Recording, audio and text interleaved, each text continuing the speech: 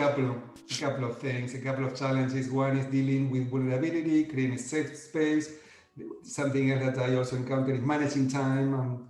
And then Lily, you want to share a couple of more, and then we will go to small groups for everybody to share what have you seen as your personal challenges or other people's challenges as a participant or as a facilitator. Yeah, so I put a few in the chat box, and the big one for me, I think, is the diversity question. It's a question that I don't know if we talk about enough when we're being trained. Like, who am I in this space as a supervisor? What's my identity? What are my background influences? What are the key moments in life that informed how I show up as a supervisor? You know, when people see me, I know they see an older Asian woman with pink hair. What does that mean in the space? And then who are all those people in the group? You know, how many men are in the group versus women? What's the gender? How does that influence the group? How do the cultural diversities influence the group? Racial diversity. I think of the different countries and the different styles of coaching schools and supervision schools that people have been to, their past experiences. How does that shape who they are in that space as well? And then what's that, I call it a third space that we create together with the commonalities and being aware of where do some of these things come from that show up in that space, because it's a very unique space. If we're really dancing in that space and allowing things to emerge, what's possible in that space? As I know there's a big a continuum of being a very didactic supervisor where you're really almost, I don't like the word, but controlling the session versus just being in the space with people and allowing whatever's emerging to emerge. So there's quite a spectrum, I think, in terms of how we supervise as supervisors. So that's enough to whet your appetite, I think. I think it's time for everyone to talk in this space. There's also that dance between, you know, that supervisor hat versus facilitating hat. And that's a unique one that's different from being an individual supervisor, more so in group. So we would like to invite you to join a group. I think we're going to try and get groups of 4 for 10 minutes. So invite you to introduce yourself, talk really briefly about what experience you have in group supervision, whether as a participant or as a supervisor, and then discuss some of the challenges that you've had in either of these. And if you don't have experience in either being in a supervision group or supervising, think about a time when you were actually in a group, whatever kind of group it is, and what did you notice in terms of challenges? And what somatic things might have been coming up for you as you noticed what was going on? And have this conversation with the 4 of you and come back and appoint somebody to speak, and maybe share that if you were to prioritize, what are some of the biggest things that happen in a group that you've noticed? Prioritize the top 2. And then put the rest in the chat room as well, so we can see what the group's conversation was like. Does that make sense? All right, so let's hear what you came up with. What were the top 2, maybe 3 challenges that you discussed in your groups for the spokespeople? A couple of them, we'll maybe have time for about 4 or 5 groups to report in. And then the rest, I encourage you to put them into chat. And if you have anything to add, stick them into chat as well. That would be great, so we can record all the wisdom in this room. So, who'd like some space? I don't mind going for our group first, as I was volunteered. So nice to see you, Veronica. I love it, Lily. So the 2 we thought we'd share was the difficulty of working with open and closed groups, the challenges that can bring, and working with a group where there's a very mixed level of experience of the coaches. So those were 2 of the ones we thought we would take forward. And the others I can put into the chat if you like, the talker, the cultural differences, etc. I'll put those into the chat. Great, thanks, Veronica. Okay. Yes, open groups versus closed groups. What are the challenges inherent in those? Absolutely. I've been thinking about that a lot lately. I don't tend to do the open ones, but I'm thinking, oh, maybe I need to challenge myself. Great, thank you. Who else? I'm happy to speak up. Okay. Two of the ones that we mentioned were, one is a lack of clarity of the difference between mentoring and supervision, which has to do with contracting up front what people's expectations are. And then second is managing the diversity in the room in terms of diversity of style, culture, race, gender, identity, even whether someone is extroverted, introverted, talkative or not. Yes, beautiful. What else? I'm happy to chip in. Yeah. Hello. Hello. Hi. So we talked a bit about how it can be hard to find a group where you can find real trust and feel comfortable. And then at the other end, feeling too comfortable with your group.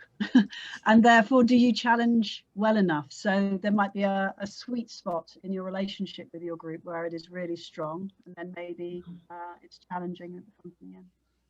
Beautiful. It talks about the rigor, some of the rigor of being a supervisor or being a member. Yeah, so we had a supervisee in the group who shared that he sometimes found it difficult to open up in a group. So that level of psychological safety, particularly if the group members changed. So that was it was good feedback for us. And then the other one was how to create the container that's pretty clear about the roles of everyone in the group. Nice, nice, the container. And also, you know, often there are in groups people that have already formed alliances and friendships and working together. And what about those people that speak less and don't feel safe? What do we need to create in the group together for those people to engage? And what's the cultural impact there? Some cultures you wait until you're asked to speak. So what's the group agreement around that? Brilliant.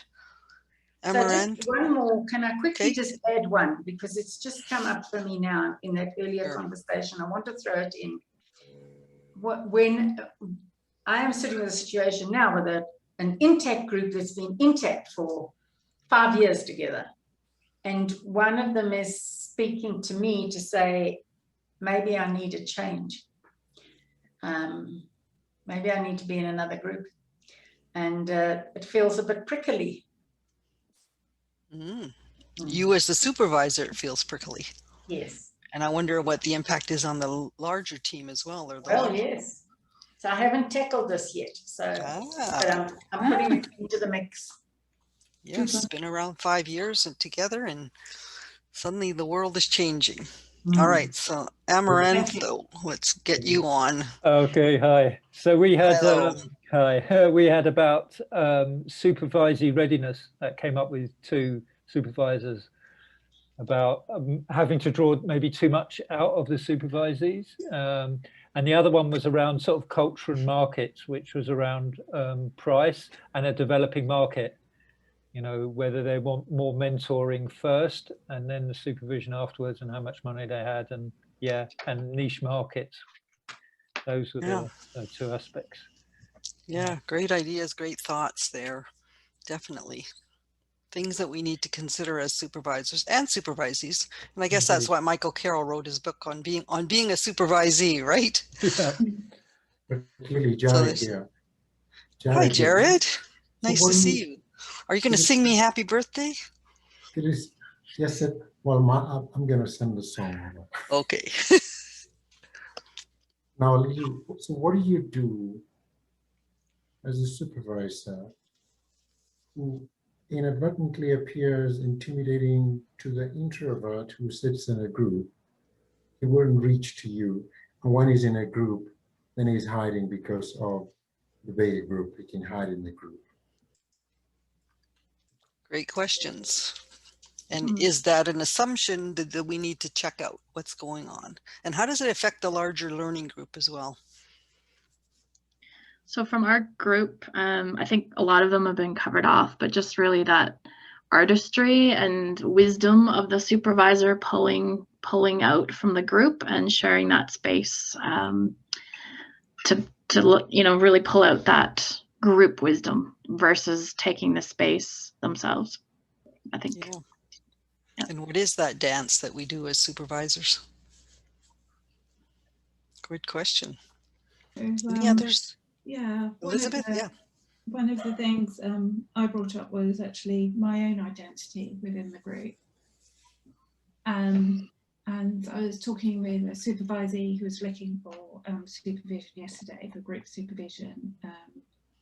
And diversity was really important to her. And I have been hiding my identity because I've not felt comfortable with some of the terminology. And I came across a term yesterday of biracial, which for once I felt comfortable and clean in communicating, rather than saying, well, mixed race, but race can come in, or inclusion, or differences and being othered is something really challenging within a group that can really take off and being able to handle that. Thank you for that honesty. Yeah. I can share for our group. This is Magda. So in our group, it also came this the issue of who am I in the group, and including in terms of languages as well. It can also be a barrier when you are not a native speaker. And this is something to be addressed, and also the challenge of setting the right boundaries so that everybody feels safe. This is more for the supervisor. Yeah. So, you know, we have different languages when we're working globally, accents, comfort in working in English potentially. Mm-hmm. Even time zones sometimes mess me up. So, especially now when in North America we've moved, you know, an hour back or an hour forward. And I think the UK just made the change, right? So there's a 2-window gap that I get messed up every year. So things like that are really in my supervision group. Yeah, I get that. So let's have a couple more thoughts here. Anything else that's really challenging in a supervision group? Like, who are we in all of this? And who do we feel safe with? Whether they're supervisees and or whether we, you know, the supervisor that we're choosing. How do we choose a supervisor in groups? What's important to you? Hey, Meryl. Hello. Hi, Lily. Thank you. So, you know, I had an experience which you were probably very familiar with since you led the group, of someone who brought something really frightening to supervision, you know, and none of us, it was unprecedented for her, unprecedented for all of us, and unprecedented for the supervisor of the group supervision. And I think it threw us all into, I think some of us went into different modes. Some of us downshifted back to coaching and got out of the notion that we're supervisors at all because we felt safer, like being that removed instead of bringing ourselves as instrument, because we didn't have that direct experience, and it almost felt demeaning to say we did at that moment. And I thought that I felt the suffering and I had nowhere to go with it. So, so that actually I thought the debrief was the most powerful. So if we can debrief group supervision, I mean, I've never even thought about it before, but in that situation where we were practicing something and we had a debrief, not just inside the supervision, but there was sort of a debrief of the whole experience. That was so fabulous, and it never has occurred to me, and I've never done it.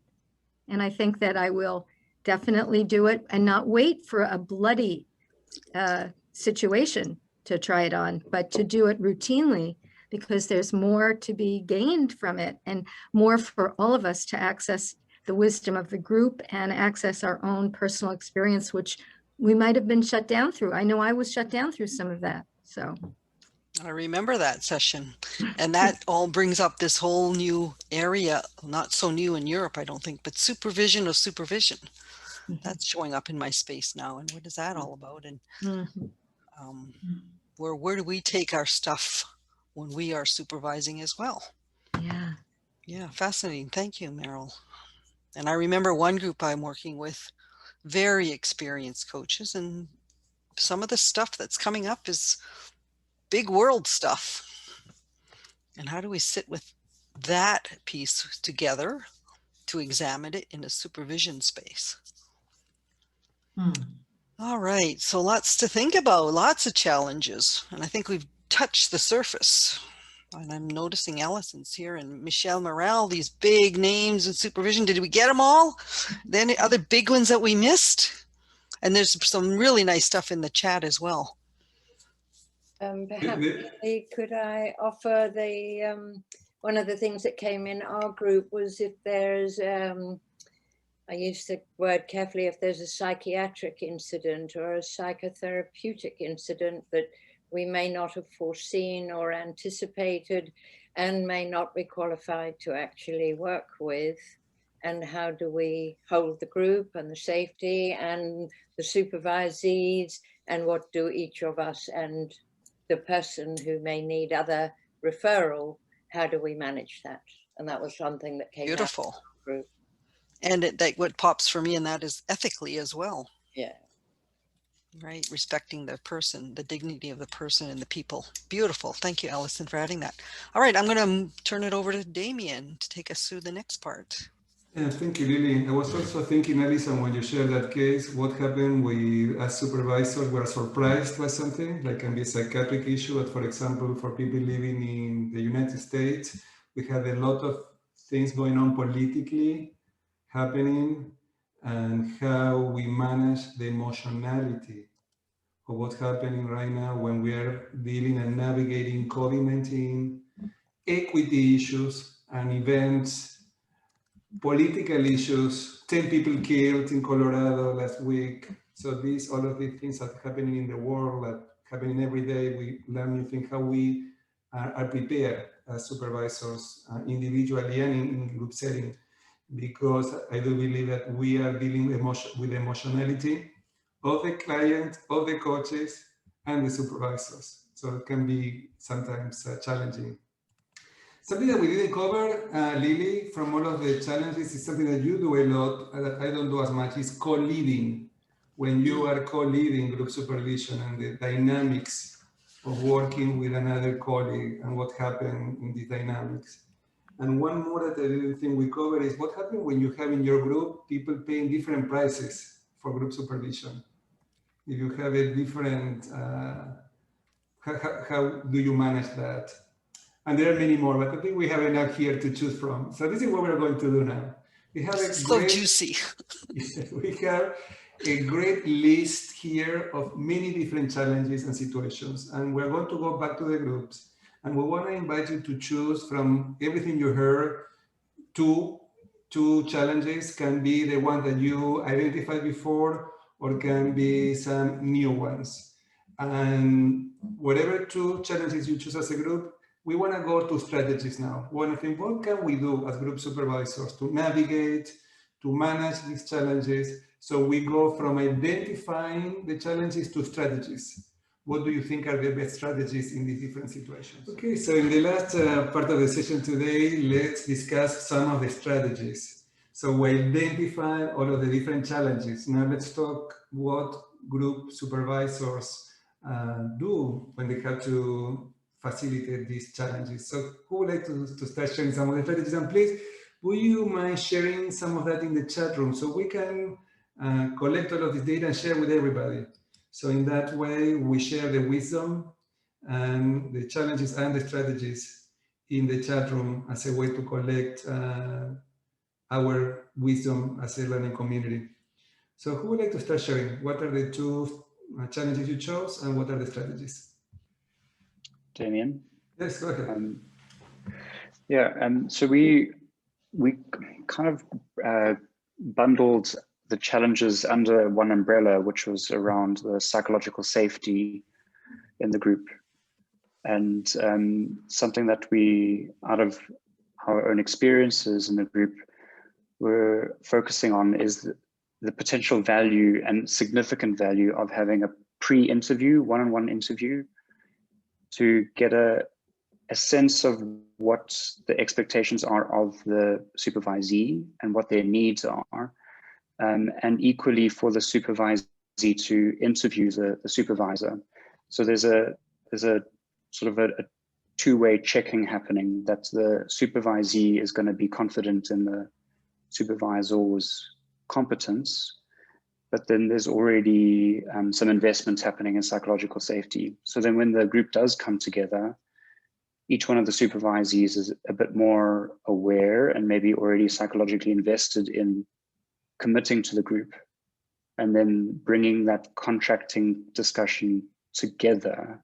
So you're bringing sort of multiple threads together, and then together doing a bit of a tapestry together in the first session, being a really important way of setting the groundwork for a strong, psychologically safe arena.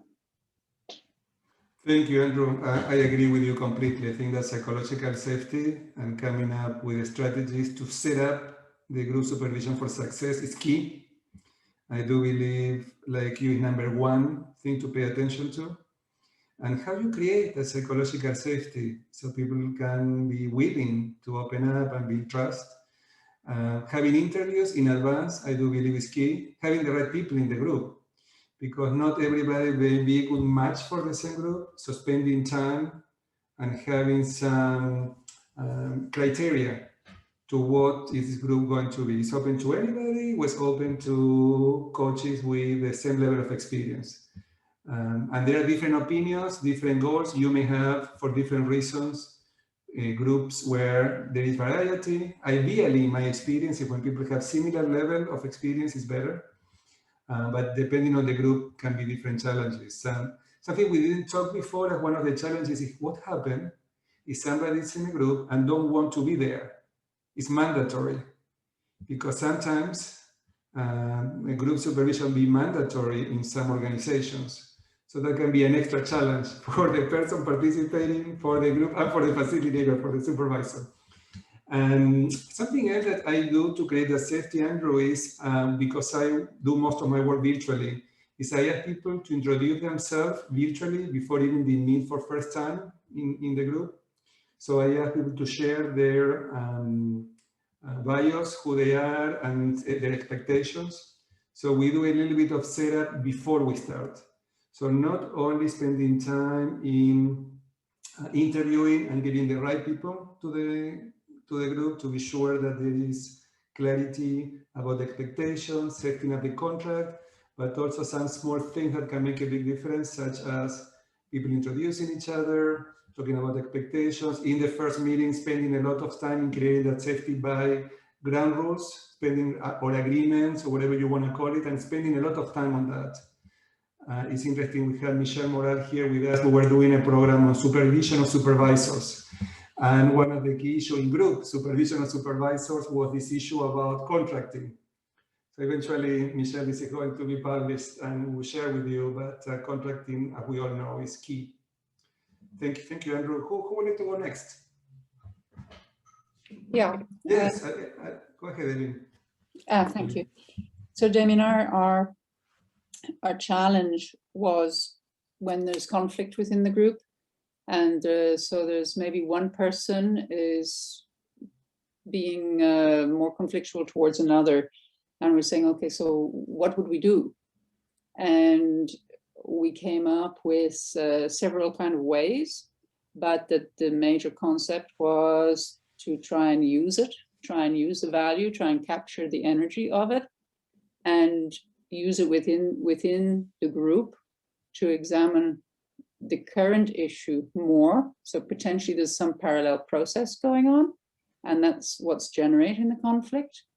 But then also an idea to ask everybody to take the third place and look in and see what do they see is happening within the dynamic of the group, and to share it, or to individually ask the more conflictual parties what's happening for them, and is there something they want to share? And then to the others, how are they witnessing this, and is there something they want to share? And hopefully within that, things settle again.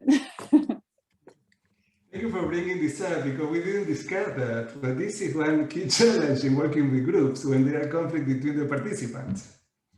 And when do you decide to work with a person individually and when you bring into the group? So this can be a challenge. How do you make a decision? Are you going to talk with a person individually away of the group, or you're going to bring it to the group? And sometimes we need to adapt to different situations, but probably a mix of both may be necessary to talk to the person or the persons that have a challenge and discuss it with them, but also bring it to the group. Now, what you're bringing is using as an opportunity for learning and create that context so everybody can learn, and looking at the challenge or the conflict as a positive experience, even though it can be uncomfortable. And will make a big difference if the supervisor is comfortable with conflict or is not. Because many supervisors may not be comfortable with dealing with conflict and seeing conflict as something that can be a learning opportunity. So dealing with that emotionality and being willing to take some risks sometimes will require to deal with conflict, and in emphasizing the learning opportunity. Now, what my experience, what does not work, is when the supervisor sees that there is conflict between participants and doesn't do anything. I don't know if you have been in a group that may happen, that there is some conflict or some challenge or some situation, and the supervisor is like not paying attention to that. And that can be a problem. Can everybody see that, how not addressing an issue, thinking that it will solve by itself, or that people are not seeing it, and can be a conflict or can be anything that is happening. I do believe as group supervisors, part of our job is to bring to awareness or to discussion or to articulate our observations, even though that can be challenging, difficult, and uncomfortable. Anybody have any other ideas about managing conflict? Anybody who have been there and want to complement our ideas about how to manage conflict in groups? Yes, Sarah. So I did share this. I had a conflict in a well-established group, and it took me totally by surprise. And I spent a good deal of time beating myself up for what I could have done, should have done, would have done. But I addressed it with everyone individually. I took it to supervision myself, and then I took it back into the group as a debrief and a learning process. But it literally came at me so out of the blue that I literally felt like I'd been knocked over, and why? So I think the learning is, if that happened again, I might and hope that I might respond differently. But it is the first time that it was actually, and the case that the individual brought, that the coachee brought or supervisor brought, was a hugely vulnerable space for them to actually talk about what had happened, because there was ethical implications. And so here was this courageousness that was met by judgment. And it was sticky, but it was a huge learning experience for everybody. Thank you, Sharon, for sharing that, because that may happen also in groups when somebody is bringing a case. Even though in the ground rules, we may all agree that there is not going to be judgment, and we know that there is always judgment, but that will be positive and will be supportive, as sometimes the feedback, the comment may sound very judgmental. And how do we manage that as group supervisors? And if we don't stop and use that as a learning opportunity, we may miss an opportunity. But the good news is that we can always do what Sharon did. Sharon is going back. Absolutely. Okay, what is the learning opportunity? So this is, thank you for sharing that. I think we had time for one last strategy. Yes, Ray. Sorry, it's okay. No, I was just going to add just a tiny bit to that. Yes, go ahead. Our group talked about that whole issue of conflict and was talking about the importance of debriefing the group and asking everybody how they felt. so that it's shared, and there's usually somebody in the, there's usually an element of support and kindness in the group that can sometimes just dissipate that. Thank you for sharing that. It's another strategy really valuable here. So Rick, do you have one more challenge before we wrap up today? Okay, go ahead. Melton? Yes, we talked about what happens when a group, or when a member of the group brings something of challenging import over ground that we have not tread as a group. And it may be ethical, it may be physical, psychological, whatever that group or that issue is, that we're all sort of taken back by it, and how to manage the conversation that is around that, and maybe even this is assuming we've all got the same rules, the same ground rules. We were familiar with those, that it might even engender some new rules. But we talked about honoring the courage of sharing of the person, the importance of it to the person, asking the person who's sharing what do they want out of the conversation, and then letting everyone speak with their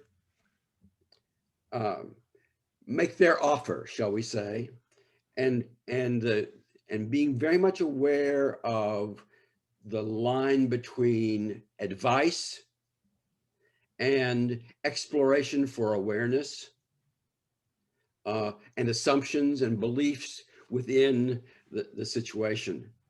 And then asking the person, what do you take from this?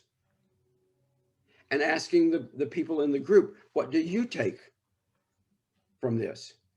And I guess this relies on a certain amount of compassion and empathy jointly held to make that conversation work. So that was our discussion. Thank you for sharing that. If you hear the last three people, there is a theme that is consistent. That is when you find yourself like surprised, or something is not going in the way that is expected, or somebody is being judgmental, or whatever it is that is surprising us, the opportunity to maybe stop and give people time to think, to be in touch of their emotions, whatever is in their minds, in their hearts, in their guts, and hear everybody's voice and see where people are and what is they're learning. It seems that this is what came up consistently in the conversation, that in your participations. And we need to start wrapping up here. I don't know, Lily, if you want to add any thought about this we are sharing before we finish today. And I'm going to ask everybody, if you have not shared in the chat room some of the strategies that you came up, please do it, because we are planning to share this document with you. We are going to work with the chat room, edit it a little bit, and share with you the challenges and the list of strategies. Yeah, great conversations today. Thank you, everyone, for participating. And I'm listening and I'm thinking, what's mine as the supervisor and what's the group's? Who owns what in the space? What's the dance that we play we're supposed to be peers in that group, and yet we do have a role as a supervisor. And what does that look like for each of us? And where is our comfort space? And how do we show up in that space? So those are all questions that I'm sitting with right now as a result of this conversation. So thank you, everyone, for being part of that rich conversation. We want to wrap up the session here, but invite everybody who wants to stay for the last 15 minutes. We are going to open rooms for people to get again together, if you can stay and share some of the learnings from today. And if some want to meet with me and have more questions or comments or want to stay, you can join a group with me. With Lily, we're going to be starting a group supervision certification for anybody who may be interested in group supervision, learning more and having an opportunity to work with colleagues from all over the world And we are going to start the program in May. Lily, do you want to share a little bit more about that before you go? Yeah, I put the latest document in the chat room. It's really about looking at ourselves, starting with ourselves, who we are, our diversity, intersectionality, and then looking at who's in the group. So really taking it from a personalist perspective, taking your group supervision to the next level. And we've got 2 groups going, one in the morning, so it calls into the Europe group, and then we have an evening session because we've had a lot of interest from people in Asia and Australia. So if you're interested, please reach out to Damian or myself, and we'll have a conversation about it. Yeah, something else that we're working is, currently we're working on a book about coaching supervision in the Americas.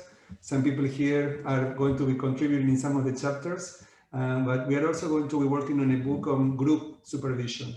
So the participants of the program are going to be working in teams, doing research on the topic and coming up with chapters that we're going to be publishing in the book. So that's another opportunity also for people to get together and be part of this book that we're going to be working on. Thank you very much, Damian and Lily, on behalf of EMCC Global, for leading this brilliant dialogue. I think I speak for everybody when I think that I say that everybody's just taken so much richness from this and so many ideas. Thank you very, very much. It has been great being here today and keep being engaged and participating. And I think that the most important part is learn from each other, for EMCC to keep creating the spaces where all can get together and learn from each other.